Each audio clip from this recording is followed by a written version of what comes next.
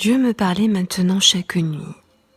Le tumulte s'était apaisé, l'angoisse s'effaçait, le maître était là, il n'y avait pas d'autre évidence, tout devenait clair et simple. Je marchais dans une forêt, des arbres immenses s'élançaient vers le ciel que le feuillage obscurcissait. Par terre, de la mousse, des ronces, de la bruyère. Un silence à peine rompu par le chant des oiseaux et le bruit de mes pas. J'aurais pu avoir peur si le Seigneur ne m'avait pris dans ses bras, j'entendais sa voix dans l'entrelacs des branches. Simon, plusieurs te diront que l'homme aurait pu ne pas être. Tu ne les croiras pas, rien de ce qui a été n'aurait pu ne pas être. Tout ce qui existe, existe nécessairement. Tout ce qui existe, existait déjà à l'état de possible dans l'éclair des origines. Tout. Le ciel et la terre, les galaxies, les dinosaures et leurs fins, les conquêtes d'Alexandre et ton rêve de cette nuit. Ce qui ne s'est pas produit n'a aucune existence et ne pouvait pas en avoir, mais tout ce qui survient existe depuis toujours et existe pour toujours. Je marchais. De gros nuages roulaient dans le ciel. Un lièvre, un tigre, un ptérodactyle, un éléphant passaient dans le lointain. J'écoutais la voix du Seigneur se mêler à la musique des brindilles et des feuilles mortes qui craquaient sous mes pas. Vous ne voyez surgir les événements et les choses qu'au fur et à mesure de leur apparition dans le temps. Chacun de vous est contemporain d'une minuscule parcelle du tout. Au regard de l'Éternel, tout est simultané, tout se déroule à la fois, tout est sans cesse présent. Je crée le monde en te parlant, et tandis que tu marches dans ton rêve et dans la forêt, le jugement dernier tient déjà ses assises. La fin est dans le commencement. Tu ne douteras pas que le monde ait été créé pour que la vie en surgisse et pour que les hommes y naissent. Mais tu ne croiras pas que les hommes soient le but de l'univers. Ils sont un état qui ne pouvait pas ne pas être du développement du tout.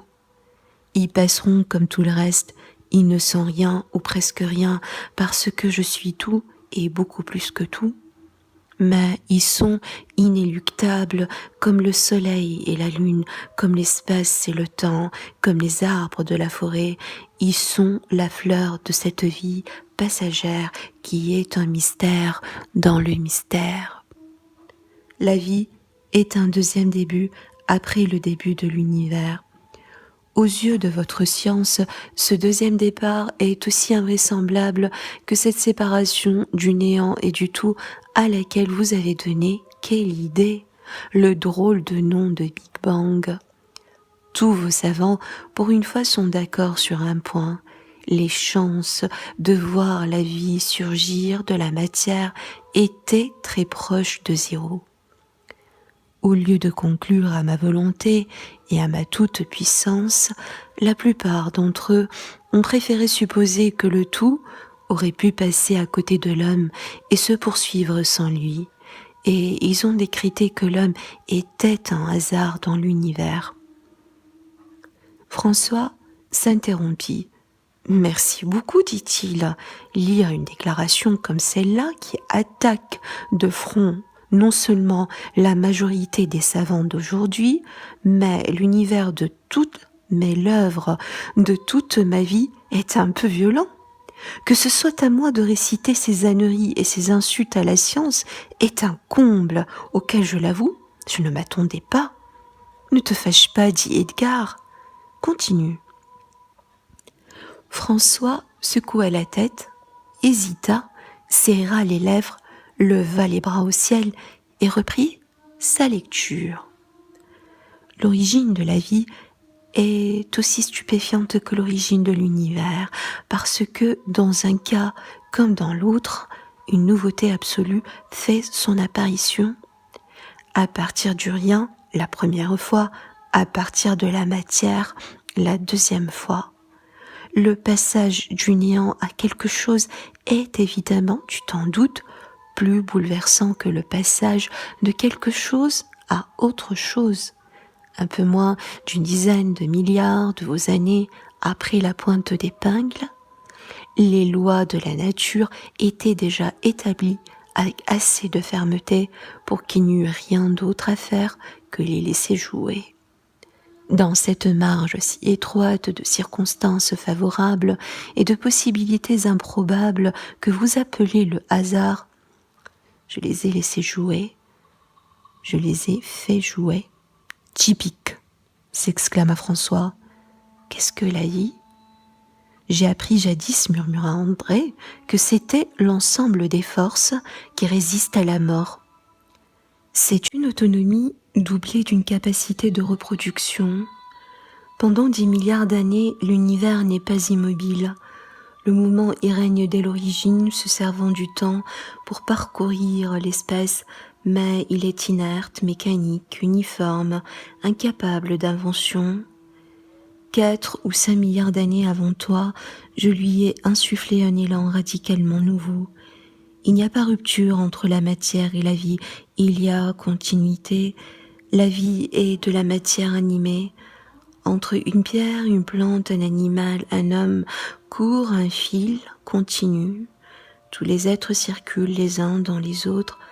Tout est en flux perpétuel. Tout animal est plus ou moins homme. Tout minéral est plus ou moins plante. Toute plante est plus ou moins animal. Il n'y a qu'un seul individu, c'est le tout.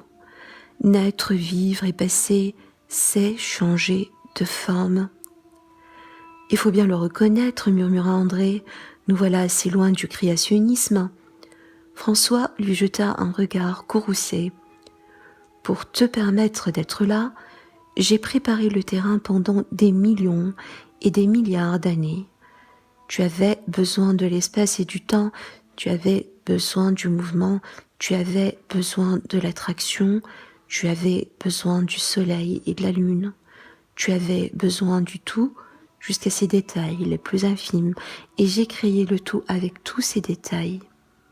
Je pourrais te parler de l'immensité de l'univers auquel tu es lié, de chacune de ses facettes, de toutes ces lois mystérieuses et cohérentes sans lesquelles tu ne serais pas.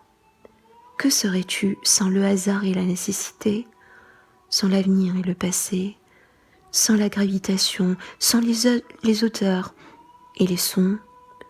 Que serais-tu sans les couleurs? Que serais-tu sans la lumière? J'ai créé la lumière. Quand tu n'étais pas encore là, quand aucun homme n'était là, des milliards d'années avant les dinosaures qui ont disparu des millions d'années avant toi, la lumière était là. La lumière. Peut-être, avec le temps, ce que j'ai fait de mieux.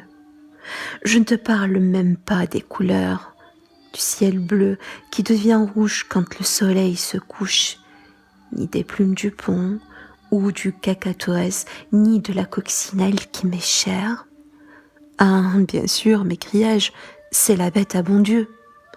Ni des ailes des papillons, ni des rayures du zèbre ou des taches de guépard, je parle de la lumière qui éclaire l'univers. La lumière, comme le temps, rien de plus simple pour vous autres, idiots du village notaire, femmes du monde, rappeurs, animateurs de radio ou de télévision, savent de naissance ou croient savoir ce qu'est le temps si compliqué, ce qu'est la lumière si obscure.